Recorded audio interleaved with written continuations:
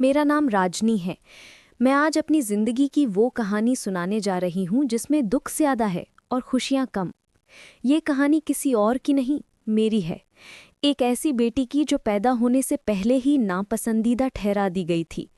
कहते हैं कि संतान ऊपर वाले की देन है, लेकिन मेरे घर में ये देन भी शर्तों के साथ मांगी गई थी।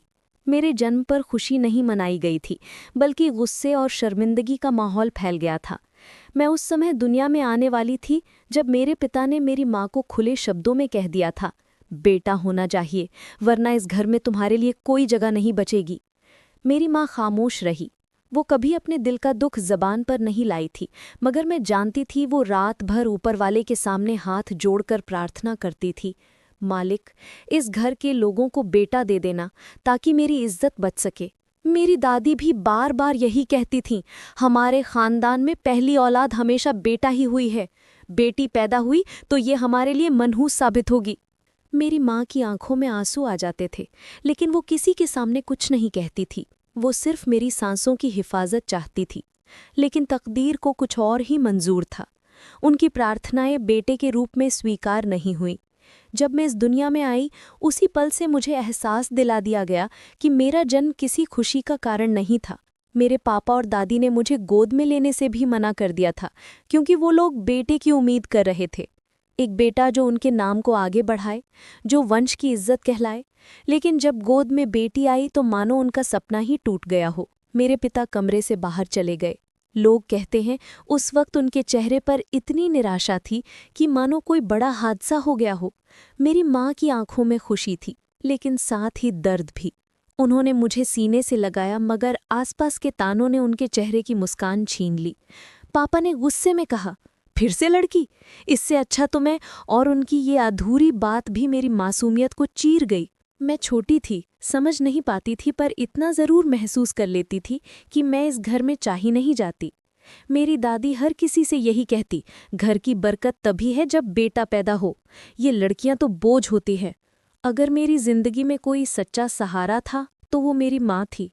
पापा के तानों और मारपीट के बावजूद वो मुझे चुपचाप सीने से लगाती और कहती, तू मेरी जान है राजनी, चाहे पूरी दुनिया तुझे ठुकरा दे, तेरी माँ तेरे साथ खड़ी रहेगी। वो बातें उस उम्र में तो शायद समझ में नहीं आती थी, लेकिन आज सोचती हूँ तो लगता है कि अगर माँ ना होती तो शायद मैं बचपन में ही टूट जाती।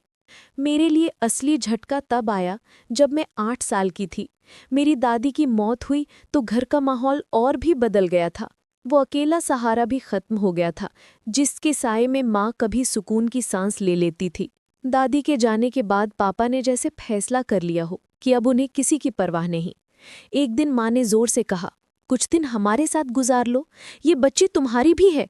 लेकिन वो सख्त शब्दों में बोले कि ये मेरी नहीं हो सकती है, ये तो मेरे लिए बोझ है और मैं अब ये बोझ नहीं उठा सकता। पापा ने माँ से खूब झगड़ा किया, गालियां, मारपीट, सब कुछ हुआ। मैं कोने में खड़ी कांप रही थी और फिर अचानक पापा ने अपना बैग उठाया और घर छोड़कर चले गए। उस दिन मेरी जिंदगी बदल गई। माँ अकेली रह गई और मैं भी। अब हमारे पास न घर का सहारा था, न पैसे, न ही समाज में इज्जत। मोहल्ले वाले ताने देते, देखो औरत बिना मर्द के कैसे जिएगी, इसकी बेटी तो और भी बोझ है। लेकिन माँ ने हार नहीं मानी। उन्होंने तय किया कि चाहे कुछ भी हो जाए, वो मुझे पढ़ाएंगी, मुझे इंसान बनाएंगी। माँ सुबह से शाम तक अलग अलग काम करती, किसी के घर बर्तन धोना, कहीं कपड़े साफ करना तो कभी सिलाई करना। उनके हाथ छिल जाते, शरीर थक जाता, लेकिन चेहरे पर मेरे लिए हौसला रहता। मुझे आज भी याद है कि कितनी बार हमारे पास 2 वक्त का खाना भी नहीं होता था। कभी सिर्फ नमक रोटी तो कभी सूखी रोटी को पानी में भिगोकर खाना पड़ता था। लेकिन माँ हमेशा मुस्कुराकर कहती, राजनी बेटा चिंता मत कर, ये दिन भी निकल जाएंगे। शायद माँ की मेहनत और उनके आशीर्वाद का ही असर था कि मैं पढ़ाई में हमेशा अव्वल रही। स्कूल में टीचर मेरी तारीफ करते और मुझे लगता जैसे ये तारीफ माँ के लिए है।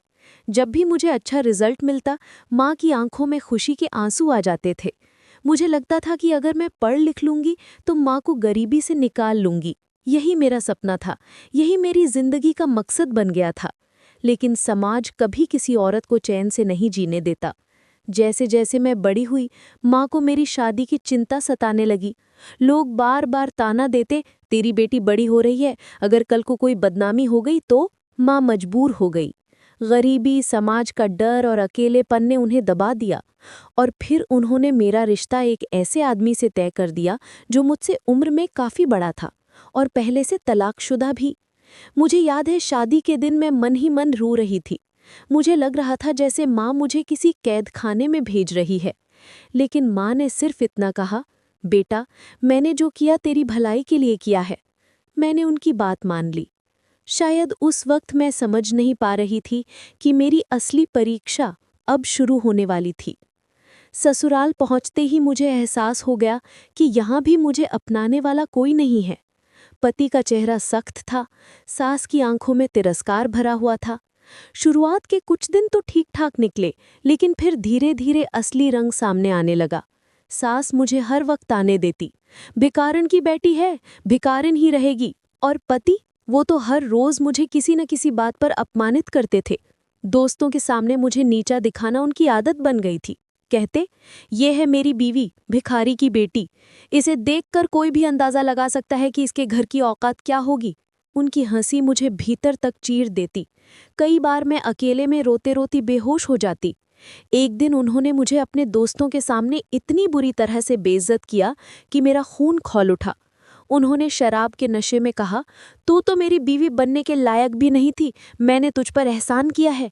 उस दिन मैंने खुद को रोका नहीं, मैंने गुस्से में उन्हें थप्पड़ मार दिया और यही मेरी जिंदगी का मोड़ बन गया। उस दिन जब मैंने अपने पति को थप्पड़ मारा तो मुझे लगा था कि शायद अब वो संभल जाएंगे, उन्हें अपनी गलती का एहसास होगा।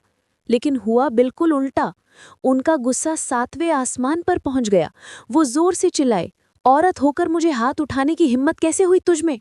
अब तुझे दिखाऊंगा कि मर्द की इज्जत से खेलना क्या होता है। उस रात उन्होंने मुझे बहुत मारा। मेरा पूरा बदन नीला पड़ गया। लेकिन असली अपमान तो अगले दिन हुआ। सुबह उन्होंने मुझे जबरन खींचकर आंगन में लाया, पूरे गांव को बुला लिया। लोग तमाशा देखने इकट्ठा हो गए। वो चिल्लाकर बोले, ये औरत वफादार नहीं है, ये मेरे नाम की इज्जत लूट रही है। आज मैं इसका सच सबके सामने लाऊंगा। मैं रोते हुए कहती रही कि ये झूठ है, लेकिन किसी ने मेरी बात नहीं सुनी। उन्होंने सबके सामने मेरी चोटी पकड़कर मेरे बाल काट दिए। मेरा चेहरा आंसुओं से भीग गया। और फिर उन्होंने कोशिश की कि पूरे गांव के सामने मुझे निर्वस्त्र कर दे। मेरे अंदर की आत्मा तक कांप उठी। मुझे लगा कि अब मेरा जीवन यहीं खत्म हो जाएगा। तभी अचानक दूर से एक आलीशान कार आई। उसमें से एक नौजवान उतरा। उसका व्यक्तित्व बिल्कुल अलग था, आत्मविश्वास, तेज और आंखों में गुस्सा। वो दौड़ता हुआ आया और मेरे पति का हाथ पकड़कर बोला, बस करो, औरत की इज्जत से खेलने की हिम्मत किसने दी तुम्हें? गांव वाले सन रह गए। उस युवक ने सबके सामने कहा, जिस औरत को तुम बदनाम कर रहे हो वो तुम्हारी बीवी है।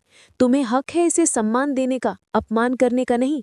उसने मेरी सास और पति दोनों को धक्का देकर अलग किया और मुझे अपनी कार में बिठा लिया। मैं हैरान थी, मैं उस युवक को पहचानती भी नहीं थी। कुछ देर बाद कार एक बड़ी हवेली के सामने रुकी। अंदर ले जाकर उसने धीरे से कहा, डरो मत, तुम यहाँ सुरक्षित हो, मैं तुम्हारा अपना हूँ। मैंने घबराकर पूछा, आप कौन हैं और मुझे क्यों बचाया? वो मुस्कुराया और बोला, मेरा नाम कैलाश है और तुम मेरे सौतेले भाई हो। मेरे पैरों तले जमीन खिसक गई। मैंने कहा, ये कैसे हो सकता है, मेरा तो कोई भाई नहीं है। तब उसने सब सच्चाई बताई। वो हवेली मेरे पिता की थी, वही पिता जिन्होंने मुझे और माँ को छोड़ दिया था। अब वो लकवाग्रस्त हो चुके थे और बिस्तर पर पड़े पड़े पछतावे की आग में जल रहे थे। जब मैं कमरे में पहुंची तो मैंने अपने पिता को देखा। वो कमजोर और टूट चुके थे, उनकी आंखों में आंसू थे। जैसे ही उन्होंने मुझे देखा उनका चेहरा रोशनी से भर गया। वो रोते हुए बोलने की कोशिश करने लगे, लेकिन जुबान साथ नहीं दे रही थी। कैलाश ने उनका हाथ पकड़कर कहा, पापा देखिए, ये वही बेटी है जिसे आपने ठुकरा दिया था। मैं अंदर से तड़प गई। बचपन की सारी यादें आंखों के सामने घूम गई। वो ताने, वो मार, वो छोड़कर जाना। मैं उनसे मुंह मोड़कर खड़ी हो गई। मैंने कहा, मुझे ऐसे पिता की कोई ज़रूरत नहीं जिसने बेटी को बोझ समझकर छोड़ दिया। मैं उन्हें माफ़ नहीं कर सकती। कमरे में सन्नाटा छा गया। लेकिन फिर कैलाश मेरे पास आया और बोला, राजनी, गलती इंसान से होती है। कभी कभी इंसान अपनी सोच में इतना अंधा हो जाता है कि सही गलत नहीं समझ पाता। लेकिन अगर मरने से पहले उन्हें अपनी बेटी की माफ़ी मिल जाए तो शायद उनका बोझ हल्का हो जाएगा। उनकी बातें सुनकर मेरा दिल पिघल गया। मैंने पिता का हाथ पकड़कर कहा, मैंने आपको दिल से माफ़ कर दिया। उनकी आंखों से आंसू बहे और उसी रात उन्होंने चैन की नींद में दम तोड़ दिया। पिता के जाने के बाद मैंने उनकी संपत्ति विरासत में पाई, लेकिन मेरे लिए वो संपत्ति किसी दौलत से बढ़कर थी। वो मेरे आत्मसम्मान की वापसी थी। कैलाश ने मेरा साथ दिया। हमने मिलकर मेरे पति और उनके दोस्तों के खिलाफ केस लड़ा। कानून ने भी मेरा साथ दिया और उन सबको जेल की सज़ा हुई। अब मैं आज़ाद थी। लोगों ने कहा कि मैं दोबारा शादी कर लूं ताकि मेरी ज़िंदगी संवर जाए, लेकिन मैंने साफ कहा, मेरी ज़िंदगी का मकसद अब शादी नहीं है। मेरी ज़िंदगी का मकसद उन औरतों की मदद करना है जो मेरी माँ की तरह तन्हाई और तानों का बोझ उठाती हैं।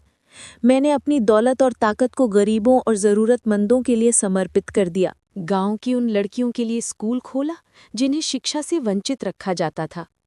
विधवाओं और बेसहारा औरतों के लिए आश्रय बनवाया।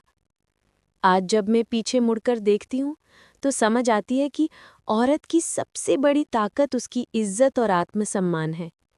मैंने अपनी जिंदगी से यही सीखा है कि न्याय और ताकत ऊपर वाला देता है। इंसान को बस धैर्य और हिम्मत रखनी चाहिए।